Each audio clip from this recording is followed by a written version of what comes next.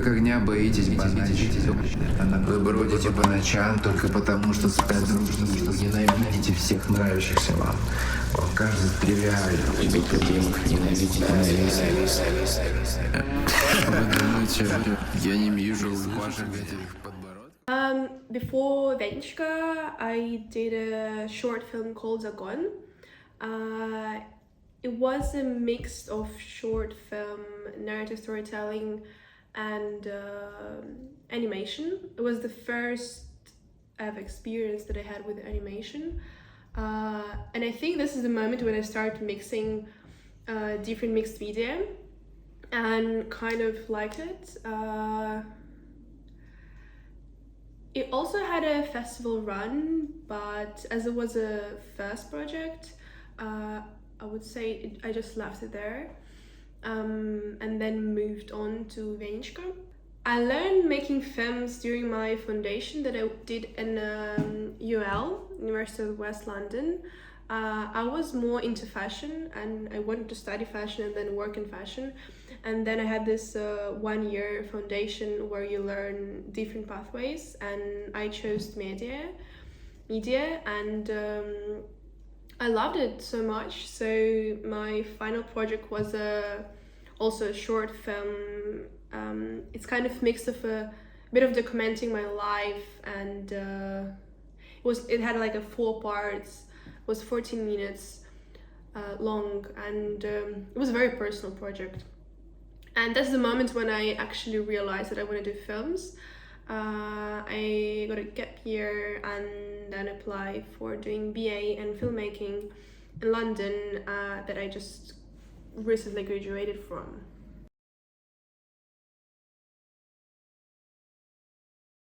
Well, no, Vanish is my first film, and to be honest, I was really confused how to what genre put Vanish, because it's not really a film, it's not really a short film. It's kind of experimental, it's like visual poetry, but it's not video art. So it's kind of mixed, and it has a mixed media as well. It came to my head when I was reading a book by Lihachev, and it's more like to be honest, if I need to explain, it's kind of like if you're reading a diaries of a drunk, homeless person who's highly educated and read a lot of stuff, and just a lot. And what we have in Vanichka is extracts from his book that I slightly changed in order to create narrative storytelling.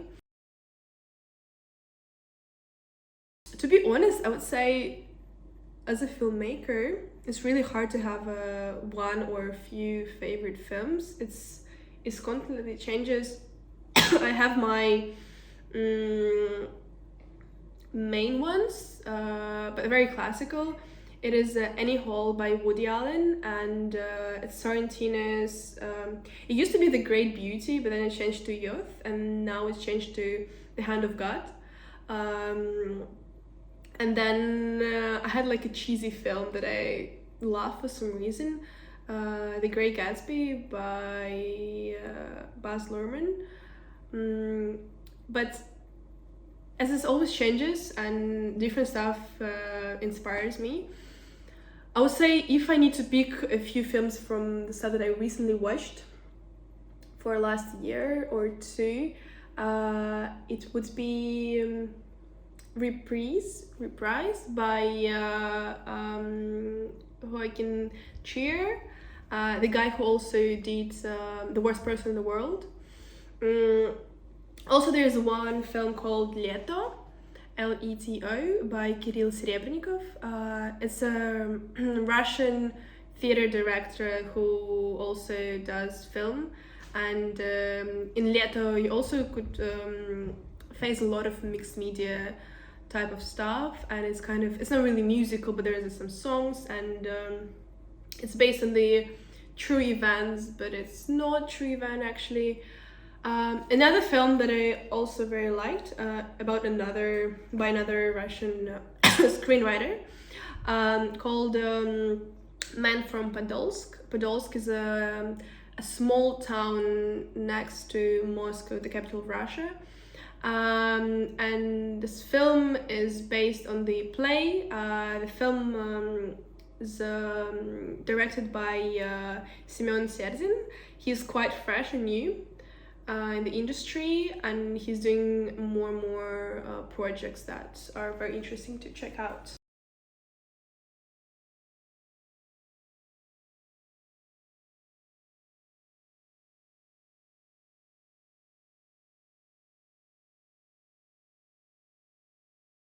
It's really hard to say right now because I'm kind of the beginning of my directing career. But so far I would say that I'm a very visual director, and I kind of divide directors into director screenwriter and director cinematographer, and I feel like I'm more director cinematographer. I don't like narrative storytelling, and I always mix stuff. I prefer to have multiple storylines that I can jump from one to another and they all connected. I like indie films, that's why most of the stuff that I do are poetic and there's a hidden meaning, and there's always a message, but it's not like message I'm telling you the truth. It's more a message as a question that I would love people to ask themselves. As I said, yes, I'm a very visual director, and usually when I work with DPs, it's people who I choose because of their style, and I think we can create something interesting together. Also, for some point, most of my films that I've done so far have a voiceover. I don't know, maybe it's just a cheesy thing that you do at the beginning or not. We'll see. Yes.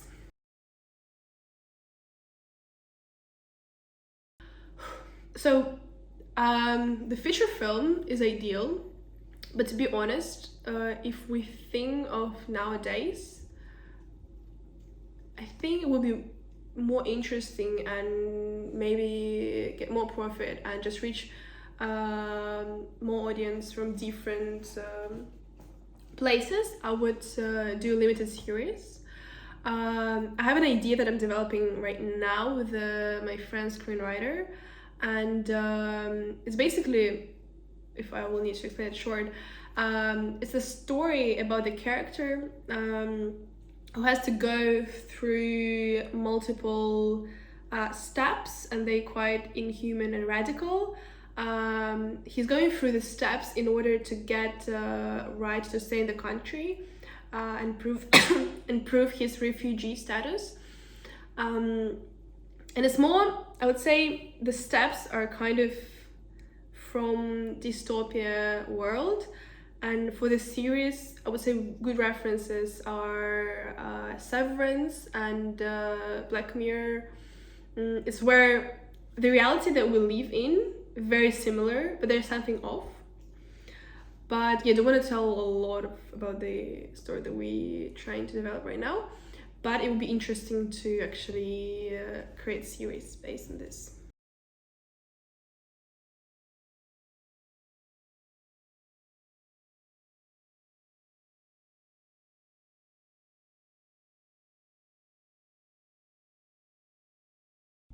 Well, usually it's have a good producer who would help to produce the project and do the schedule. But at the beginning, you will be your own producer, or you will need to collaborate with someone, but you still will have to take some responsibilities on you. For example, with Vanish, we had a very small crew, and I was producing it. And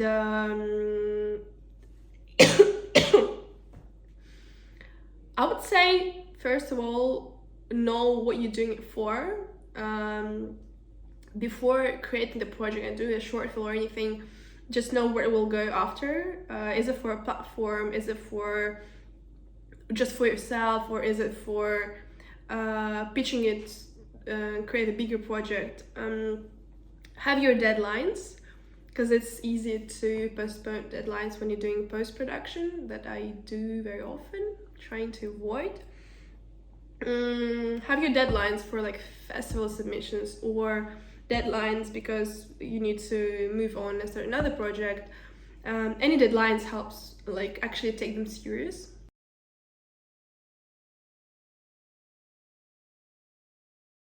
Danishka, it was such a interesting project, and I will start with how it happened. I went on my holidays from studying filmmaking in London. I came back home to Moscow, and I had a couple of friends. I had my book that I was reading, and I got an idea from this book.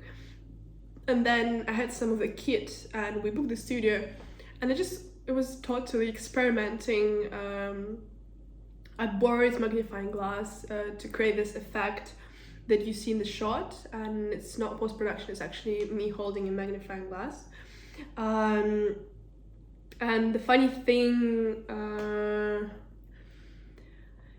there wasn't a script that we were gonna do in front of the camera. There was an idea, there was like a steps that I would love to have, and then I created the whole new film while editing it.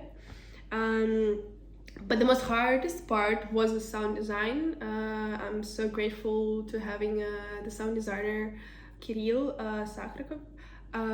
It was a long way because it wasn't his first time, but he's more a musician and creating music rather than sound design and adjusting voice. But it was important, and I think we spent like 2 months on finding that form that we need. And then, yes, and there was also illustrations that you see. There was in my collaboration with Mathilde, very talented illustrator and also film director. And it was a very easy conversation because I gave her text that I translated from Russian to English. She's Italian, so we only could communicate in English, but she also used Russian words in the illustrations. It was interesting because interesting to using not your language but still showing the meaning of it. Really hard to answer the question filmmaking techniques. It's always like different experiment, but I tend to use a lot of mixed media, and I don't know where it got coming from. I think the image sometimes for me looks too boring, and you want to bring something else, and more texture, just completes the image. As I also mentioned before, I tend to use a lot of voiceover. In my films, as it's more story, less narrative, more poetic, voiceover helps to combine and just make everything clearer. Also, your crew, I tend to pick my crew very preciously, and I like to collaborate, and I don't want just everyone do what I want. We're trying to find the middle ground. There is usually a lot of compromises in filmmaking, and it just sometimes you feel like you want to do everything by your own. True, sometimes it helps, but sometimes you will achieve a better result with someone else if you will create your creative minds and just connect them and work together, and you will have things that you wouldn't expect.